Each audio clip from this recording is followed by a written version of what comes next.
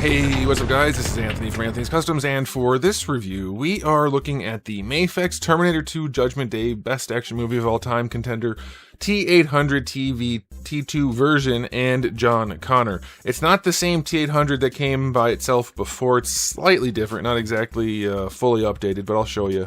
And John Connor, which is a new figure, unless I missed something and they released him by himself at some point. I don't think that happened. Did they release him with a motorcycle, or was that NECA? I feel like that was NECA. I'm losing my mind. But this is the new 2-pack that just came out, so I'm going to review it. So let's go ahead and get it off the stand and take a closer look. Alright, before we look at the figures, I do want to show you my package. It's a nice package. I think they did a pretty good job with this. I think maybe you could swap the two and then put John here and have Arnie and his stuff here, but whatever, it's fine. It's okay. Like, there's a lot of dead space right there and then stuff hidden, so I just don't get that. It's weird to have the dead space. Whatever, I don't collect packaging, so I don't really care, but I know some of you do, so I might as well point it out. Good packaging all around, looks nice. You can see the figures don't pose incredibly well, but look pretty damn nice, so that's good. That one right there gets me. Every time I see it, I get a little smirk, but this time it made me laugh. I think that's supposed to be a high five, but it looks like a tender embrace. Oh, man. Oh, that is not a high five. Maybe, I've seen this movie like 50 times. Maybe I'm remembering wrong. Maybe maybe that's what it looks like. Oh, boy. Okay, there's the packaging. Let's look at the figures. Okay, now let's go ahead and get... Oh, crap. Darwin's in this pose from the previous review. I gotta pay attention to what I'm doing, man. Goodness gracious. Reviewing bad figures is sometimes entertaining, but usually it's just really, really tiresome. But the last one was kind of funny. Okay, so you guys don't know what I'm talking about. Doesn't matter. You'll have seen the video by now. So here's Darwin up against John and up against Arnold. Yeah, they're basically 1/12 scale. Like, that's fine. That's perfectly doable. These are in stock at Big Bad Toy Store as of right now, so if you want to get a set, I'll put a link in the description below. He's about 6'5", 6.5 inches, so that's about right. I think Arnold's actually a touch... I think Arnold's 6'4", maybe, if I remember correctly, because I'm taller than him. 16.5 centimeters. He might be 6'3", even. He's not, like, super tall. He's about 13.5 to his head, not counting a little bit of hair, and that's going to be about 5 1/4-ish, give or take. Okay, so, how we're going to do this is I'll just talk about the... Well, let's do a question of the day first. What action movie do you think is better than Terminator 2 Judgment Day?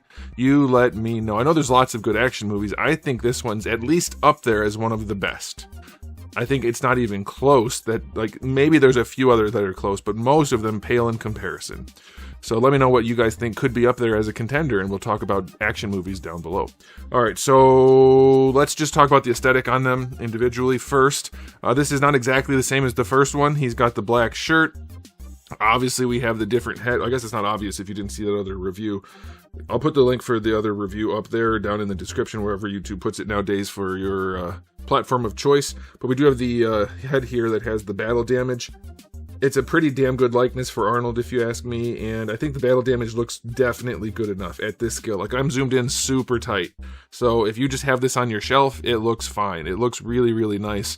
He's still slightly shiny because of the leather. That's fine. The shirt underneath is not. I think it's a good-looking figure. He's got the bare hands rather than the gloves. Maybe the other one had both. I don't remember. But, yeah, that's what this looks like. It is a perfectly good figure. He's got the battle damage back here as well. Perfectly good figure on its own right, but this time it comes with this guy, which I have to say, this likeness right here, that's pretty phenomenal. It's maybe not absolutely perfect. Maybe there's a touch of Tilda Swinton in there. But it's pretty damn good.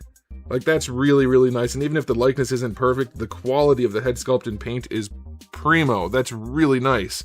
The hair, I think, is sculpted well. It has just a touch of metallic in it. I think that's good.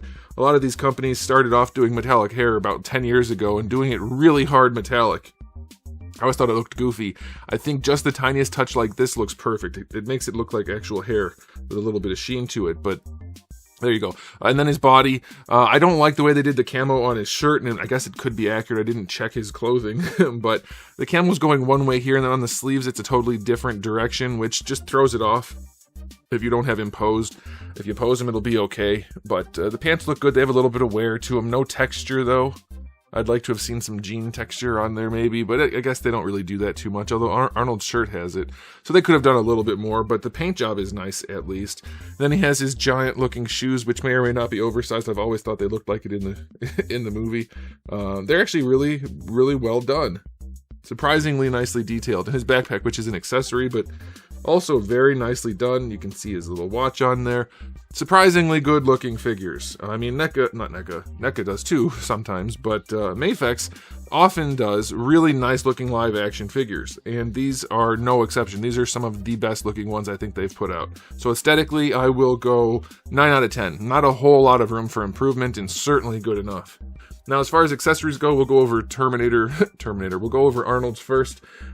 He does have the head with the glasses. I'm almost positive that it's the exact same head. I mean, I guess they technically might have changed the sculpt, but I can't tell the difference unless I'm like gonna measure things. I think it looks the same. So we have that one as the first release.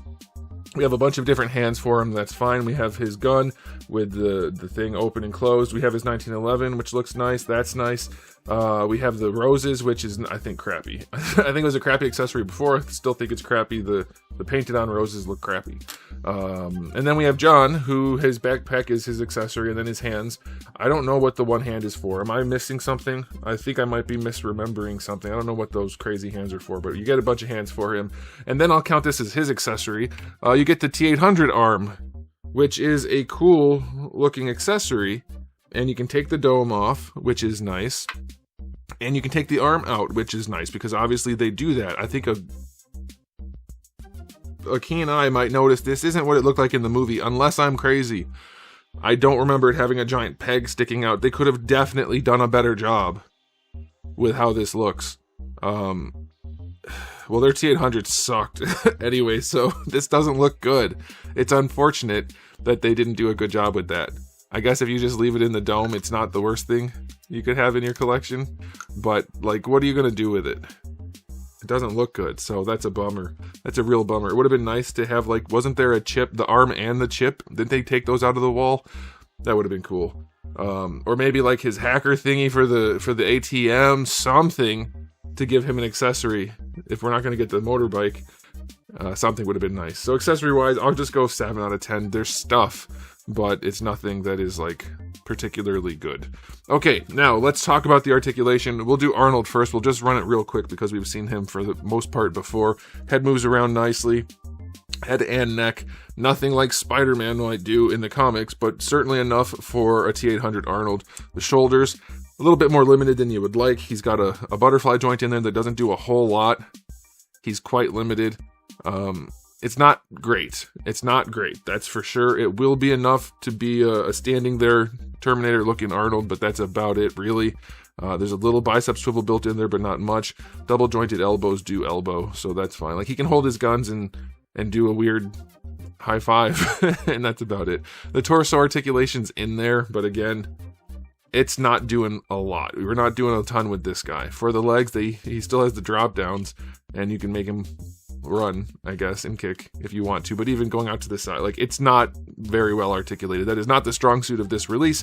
Thankfully, he doesn't do a whole lot in the movie that revolves around being agile, so that's fine. The knee is okay, it's ugly, and the ankles have relatively limited range. It's basically just enough to get him standing and looking like a badass holding guns. That's about it. Or doing the weird hand thing that he was doing with John. So yeah, his articulation gets like a 5 out of 10. It's just enough to be okay. Now this guy is basically a crappy Figma. I don't know what happened. I guess they just figured they didn't need to, because John does nothing throughout the whole movie, really. But let's see. Oh yeah, I forgot. His neck peg is ridiculously tight. He has a bent double ball peg in there. It's super tight. Doesn't really matter because, like, it still works.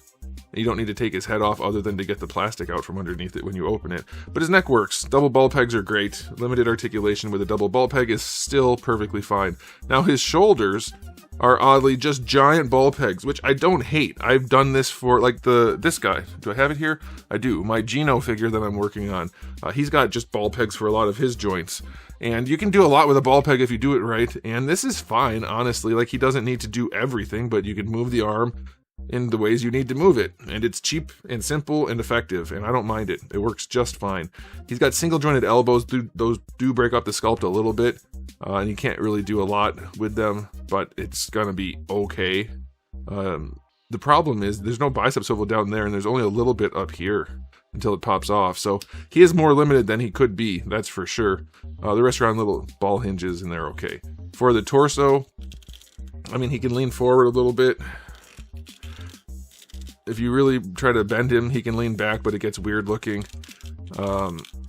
Side to side is limited. Yeah, it just doesn't do much. They should have just not articulated the torso, because that's pretty damn ugly. Looks pretty bad. The hips, they're Figma. It's an upside down Y joint with balls there, so you can move his legs some, but not a ton. It's going to be just enough. Single jointed knees, they're fine. They're not particularly good. The ankles, I don't know what they were thinking. Maybe they were just thinking it didn't matter, but you can barely move the feet in any useful way. It's pretty rough. Getting him to stand sucks also because his shoes are curved and his ankles don't work. So the toe hinge isn't even a particularly good one, though it's okay. He really doesn't pose well. It's going to be just enough for him to stand there next to Arnold, and that's about it. So he's going to get a 2 out of 10 for articulation. I'll go 3 because it's fine, I guess, but it's definitely not good. So, time for the final rating for this 2-pack. Is it worth picking up? Well, I would say yes. If you already have the existing Arnold, it comes with a whole lot more stuff that maybe you even want to add to this guy. So I would say yes, still get it. If you don't have the other one, then I would say probably get both, because this is still a good 2-pack. You get the damaged head and the jacket and the John Connor. Honestly, I think it's a good enough pickup. The articulation is unfortunate. The accessories could be better, but they do look really nice, and that's mostly what you need for a set of figures like this. So I'm going to give it an overall rating of, if you don't care about articulation, I'm going to go 9 out of 10. But since articulation is a factor, and it does suck, even though it probably doesn't matter on these guys, I'm going to knock it down to a 7, because they already cut the arms up. They cut the bodies up. Like, the articulation should work better. So yeah, I'll go 7 out of 10 for that aspect. But if you're buying this for what I'm guessing most people are, then yeah, 9 out of 10. Like, it's a really, really nice 2-pack. Other than posability. So let me know what you guys think in the comment section below, but I'll be done there. So thanks for watching. If you enjoyed the video, please do give it a thumbs up. If you didn't, give it a thumbs down. And if you haven't subscribed, you should. I have new videos just about every single day, and thousands already on the channel. So make sure you come back for all of that. And in the meantime, keep collecting.